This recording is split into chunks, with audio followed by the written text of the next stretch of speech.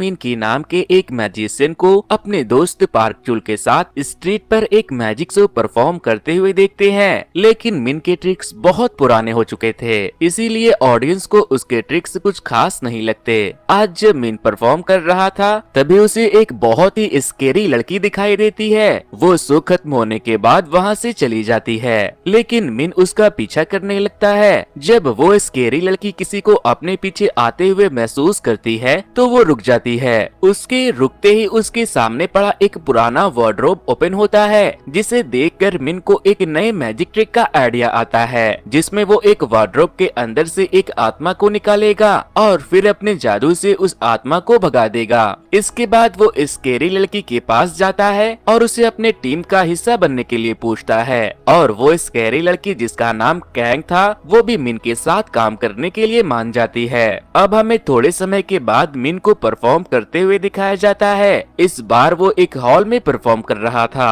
और आज उसका शो देखने के लिए बहुत से लोग भी आए थे।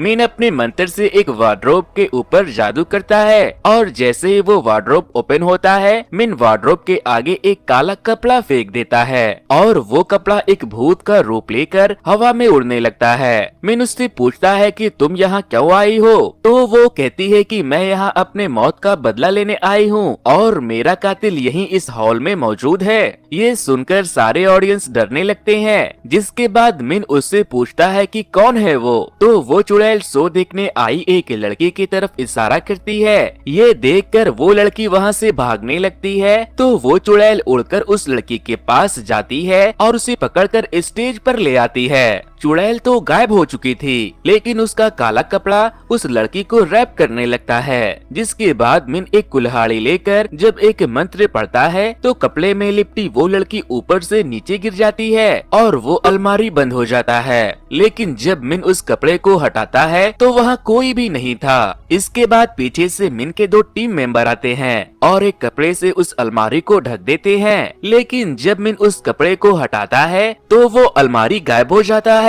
और ऑडियंस की वो लड़की वहाँ सही सलामत आ जाती है। जिसके बाद ऑडियंस को उसका ये शो बहुत पसंद आता है। शो खत्म होने के बाद हम कैंग को देखते हैं, जिसने उस घोस्ट का रोल प्ले किया था, और ऑडियंस में बैठी वो लड़की भी मिन की ही टीम मेंबर थी, जिसका नाम जी था और वो मिन की गर्लफ्रेंड भी थी। काम खत्म होने के बाद कैंग अपने घर जाने लगती है, तो मिन उससे कहता है कि हम लोग बियर पीने के लिए जाने वाले हैं, तुम भी हमारे साथ चलो। लेकिन कैंग कहती है मैं आप लोगों के साथ नहीं जा सकती, मुझे कुछ काम है। कैंग अपने घर आकर अपने मॉम को कॉल करती है, तो उसकी मॉम उसे बर्थडे विश करती है, क्योंकि आज उसका बर्थडे था और ये बात उसने किसी को नहीं बताई थी। वो मॉम से बात करते हुए अपना बर्थडे अकेले ही सेलिब्रेट कर रही थी। लेकिन कैंग की मॉम बहुत दुखी भी थी, क्योंकि वो लोग कोरिया छोड़कर नॉर्वे चले गए थे और उन्होंने किसी वजह से कैंग को अपने साथ नहीं लिया था। मॉम उसके साथ ऐसा करने के लिए फोन पर बहुत रो रही थी, जिसके बाद कैंग उन्हें समझा बुझाकर फोन काट देती है। कैंग अपने घर के अंदर ही एक टेंट में सोती थी, क्योंकि उसे उतने बड़े घर में सोने से बहुत डर लगता था। कैंग सो रही थी, तभी उसे ऐसा महसूस होता है जैसे उसके टेंट के बाहर कोई खड़ा है। तभी टेंट की जिप खुलने लगती है और उसे अपने टेंट के अंदर दो बच्चों का भूत दिखाई देता है। सीन शिफ्ट होती है और हम कैंग को रोड के किनारे दो बच्चों के एक्सीडेंट के बाद बनाए गए डेथ स्पॉट को देखते हैं। वो पुलिस को फोन करके बताती है कि एक आदमी ने नशे में कार से उन बच्चों को टक्कर मारा और फिर वहाँ से भाग गया। ये बात कल रात उन्हीं दो बच्चों ने आकर कैंग से पुलिस को बताने को कहा था। अगले दिन हॉल में सेट पर नेक्स्ट शो की प्रैक्टिस चल रही थी। तभी पार्क जब वहाँ कैंग को खाते हुए देखता है, तो वो अपने एक कलीग से कहता है कि जरा इस चुड़ैल को तो देखो, हमारे साथ खाने पीने से मना करती है और हमसे छुपकर अकेले अकेले ठूस रही है। कैंग जब उन्हें अपनी तरफ देखते हुए देखती है, तो वो उनसे बचकर वहाँ से जाने लगती है, लेकिन मिन उसके सामने आ जाता है और पूछता है कि तुम कहाँ जा रही हो, जिस पर वो कहती है कि मुझे कुछ काम है, मैं घर जा रही हूँ। मिन कहता है तुम हर रोज नए नए बहाने बनाती हो, आज तो तुम्हें हमारे साथ बाहर चलना ही होगा। लेकिन आज भी वो वहाँ जाने से मना कर रही थी। मिन ने भी आज उसे अपने साथ ले जाने की ठान ली थी और काफी कन्विंस और ब्लैकमेल करने के बाद वो उसे अपने साथ ले जाने के लिए तैयार कर लेता है।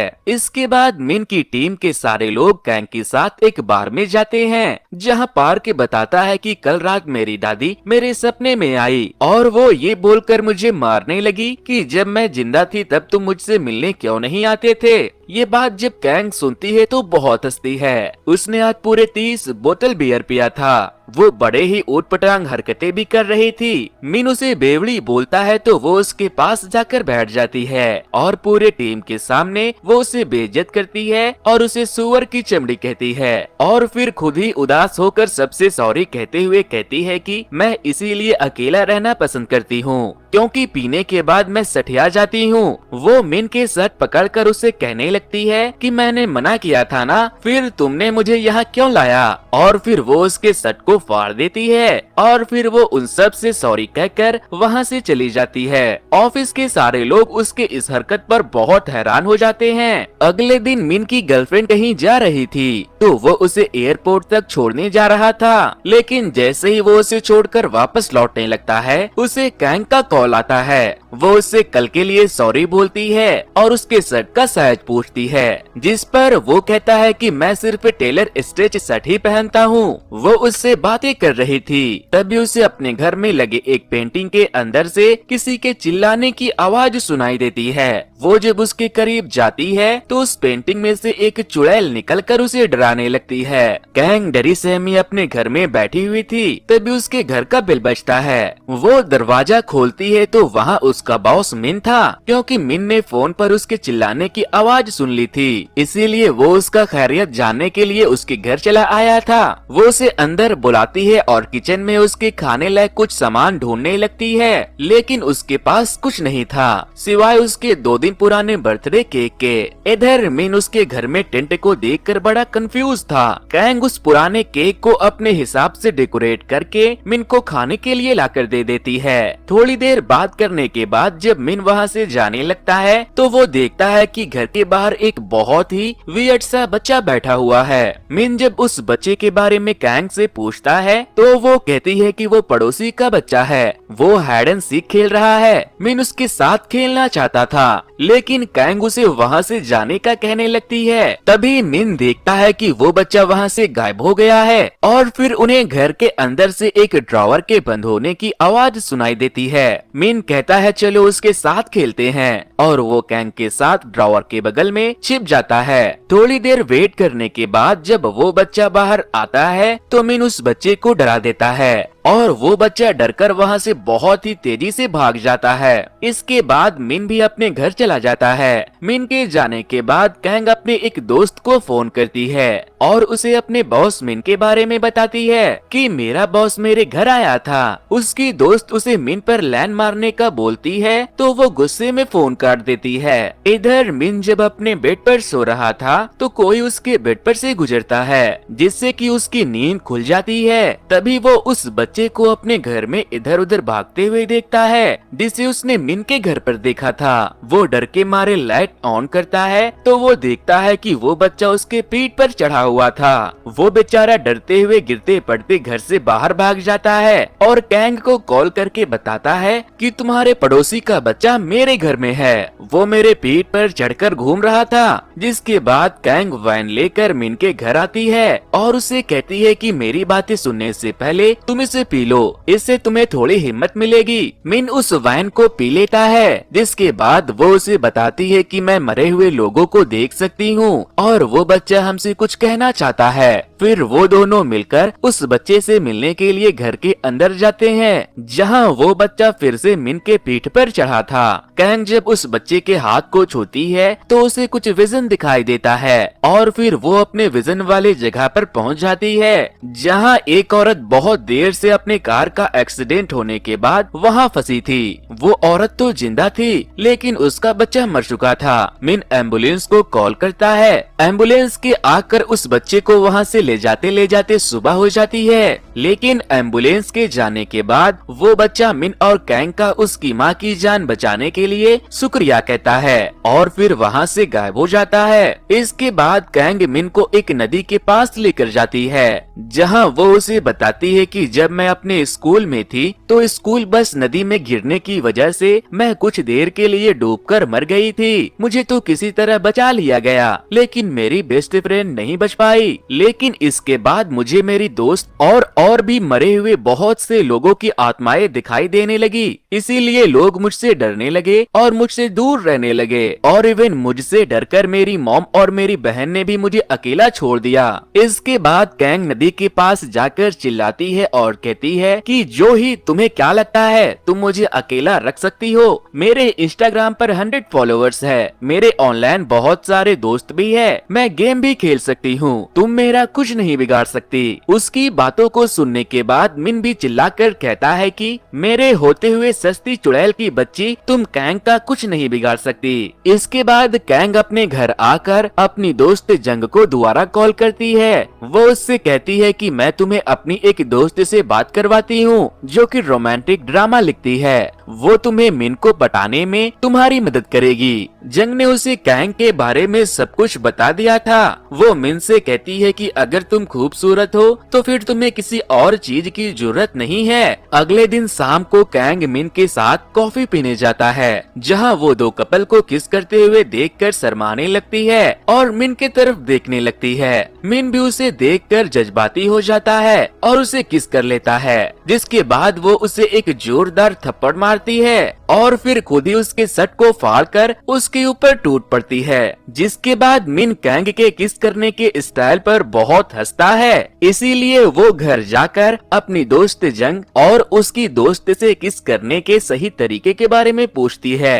वो उसे बहुत तरह के किस के बारे में बताती है, जैसे हैमबर्गर किस, स्लाइडिंग किस, एयर क्लीनिंग किस, रसलिंग किस और पता नहीं क्या क्या। और तो और वो लोग उसे एक डॉल पर प्रैक्टिस करने का भी कहते हैं। अगले दिन मिन और कैंग एक बार में जाते हैं, जहां मिन फिर से बहुत ज्यादा ड्रिंक कर लेती है, इसीलिए मिन उसे उसके घर ड्रॉप करने का सोचता है, लेकिन वो अपने घर जाने से मना कर देती है, तो मिन उसे अपने घर लेकर चला जाता है। वो दोनों मिन के बेड पर सो जाते हैं। तभी मिन के फेस पर पानी के कुछ बूंदे गिरने की वजह से उसकी नींद खुल जाती है। वो देखता है कि उसके छत से कैंग की दोस्त का चुड़ैल चिपका हुआ है। कैंग मिन का आंख बंद कर देती है और कहती है कि उसे इग्नोर करो, वो चली जाएगी, लेकिन वो बहुत डर रहा था, इसीलिए कैंग उसके लिए टेंट बनाती है और उसके साथ वही सो जाती है। लेकिन अगली सुबह मिन की गर्लफ्रेंड वहाँ आ जाती है और उन दोनों को एक साथ देख लेती है। पहले तो जी उन्हें कुछ नहीं कहती, लेकिन फिर वो कैंग को ताने देने लगती है।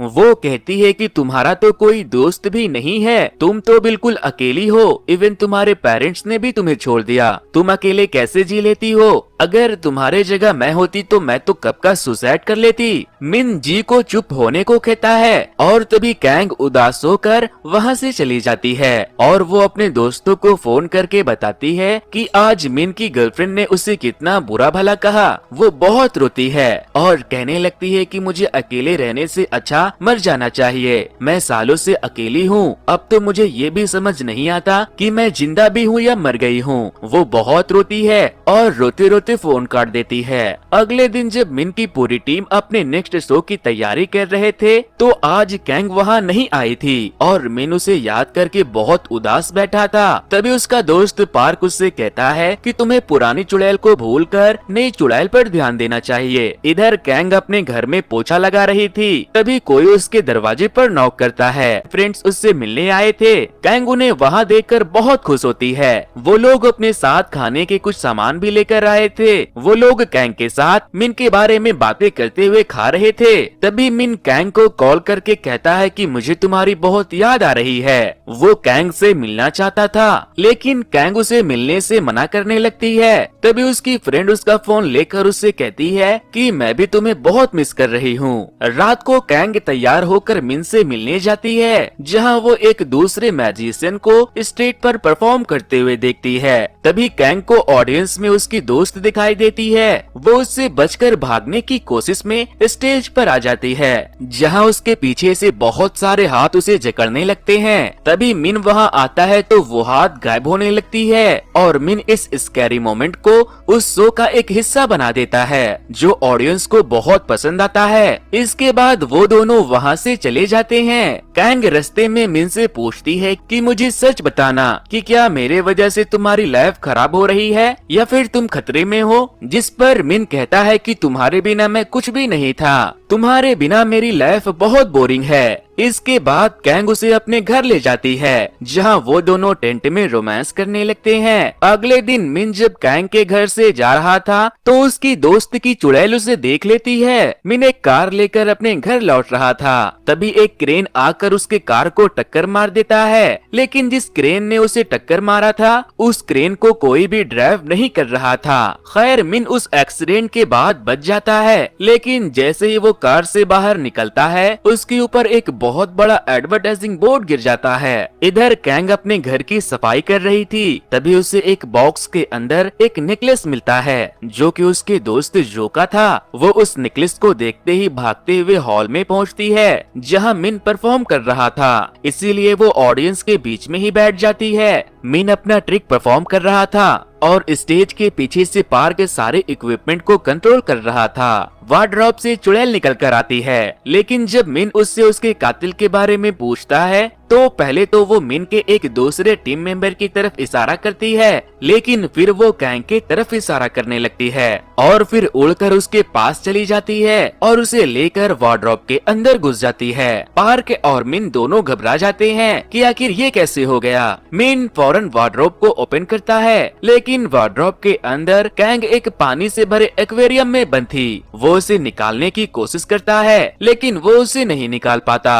फिर मिन एक कुल्हाड़ी लाकर उस एक्वेरियम को तोड़ने की कोशिश करता है तो वो ऊपर हवा में उड़ने लगता है और फिर मिन एकदम से नीचे गिरकर बेहोश हो जाता है। एक्वेरियम के अंदर कैद कैंग अपनी दोस्त जो का नेकलेस निकालती है और नेकलेस के साथ ये कहानी शिफ्ट हो जाती है उस दिन पर जब जो और कैंग के स्कूल बस का एक्सीडेंट होने वाला था। दरअसल जो और कैंग बहुत ही अच्छे दोस्त थे। जो के पास उसकी दादी की एक नेकलेस थी जो उसके दिल के बहुत करीब थी। वो नेकलेस कैंग को भी बहुत पसंद आता है और वो जो से उसे थोड़ी देर के लिए उधार मांग लेती है, लेकिन जैसे ही कैंग उस नेकलेस को पहनती है उसके स्कूल बस का एक्सीडेंट हो जाता है और सारे बच्चे नदी में गिर जाते हैं। फिर जब रेस्क्यू टीम सारे बच्चे को नदी से बाहर निकालते हैं तो वो कंफ्यूज थे कि पहले किसका इलाज किया जाए। कैंग ने नेकलेस पहन रखा था, इसीलिए वो सोचते हैं कि शायद ये किसी अमीर घर की है, इसीलिए वो उसका इलाज शुरू करते हैं और कैंग बच जाती है, लेकिन जो नहीं बच पाती। जो के मरने के बाद जब कैंग का इलाज चल रहा था तो हॉस्पिटल वालों ने जो का वो नेकलेस कैंग का समझकर उसकी मॉम को दे दिया था, जिसे उसकी मॉम ने एक बॉक्स में रख दिया और उसके बारे में कैंग को बताना भूल गई थी। और इसी नेकलेस के वजह से जो उसके पीछे पड़ी थी और उसकी आत्मा भटक रही थी। तभी प्रेजेंट टाइम में हम जो के बॉडी को कैंग के तरफ बढ़ते हुए देखते हैं। कैंग जो को उसका नेकलेस पहना देती है, तभी वो वार्डरोब खुलता है और वो बाहर गिर जाती है, लेकिन मिन अभी भी बेहोश पड़ा था। इसके बाद मिन और कैंग दोनों को हॉस्पिटल में भर्ती कराया जाता है। कैंग जब मिन को इस हाल में देखती है तो वो उससे दूर जाने का फैसला कर लेती है और उस शहर को छोड़कर ओस्लो के लिए निकल जाती है। लेकिन जब ये बात मिन को पता चलती है तो वो उसे फोन करके रुकने के लिए बहुत रिक्वेस्ट करता है और रोने लगता है, लेकिन कैंग नहीं रुकती और वहाँ से चली जाती है। फिर जब फ्लाइट टेक ऑफ कर जाता है तो कैंग मिन को याद करके बहुत रो रही थी। अब हम एक एयर होस्टेज को देखते हैं। वो कैंग के पास आकर उससे ड्रिंक लेने के बारे में पूछती है, लेकिन कैंग के सीट पर अब कैंग नहीं बल्कि वहाँ जो थी। और तभी फ्लाइट में टर्बुलेंस आने लगता है इधर मिन और पार्क एयरपोर्ट पहुंचकर रो गा रहे थे। तभी ये अनाउंस किया जाता है कि ओस्लो जाने वाली प्लेन टेक्निकल खराबी की वजह से वापस लैंड कर रही है। मिन ये खबर सुनकर बहुत खुश होता है। फिर मिन कैंग को देखकर उसके पीछे आता है और वो कैंग को प्रपोज कर देता है, जिस पर वो कहती है कि जरा ऊपर देखकर बोलो, क्या अभी भी तुम मुझसे प्यार करते हो?